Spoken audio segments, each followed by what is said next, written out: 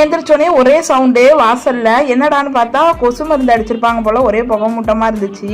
நம்மளாம் சின்ன பிள்ளையா இருக்கப்ப கொசு மருந்து அடிச்சா நம்மளே செத்து போயிடுவோம், அந்த அளவுக்கு நாத்தம் அடிக்கும். ஆனால் இப்போலாம் என்னமோ பெயிண்ட் வாடை தான் அடிக்குது அந்த மருந்துலேருந்து.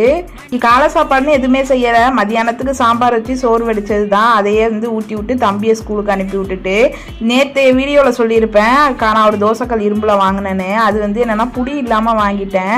இரும்பு தோசைக்கல் புடி இல்லாமல் வாங்கினா அந்தளவுக்கு சரியாக இருக்காது, சுடும் அப்படின்னு சொல்லிட்டு மறுபடி போய் காலையிலேயே ஒரு 10 மணிக்கா கடை திறந்தோடனே புடி வச்ச மாதிரி இருந்தால் கொடுங்கன்னு சொல்லி அது வாங்கிட்டு வந்தோம். வாங்கிட்டு வந்த வர வழியில் கூட்டமாக இருந்துச்சு. என்னடான்னு பார்த்தா எந்த பொருள் எடுத்தாலும் 100 ரூபா தானே வீட்டு ஜாமான்லாம் விற்றுக்கிட்டு இருந்தாங்க.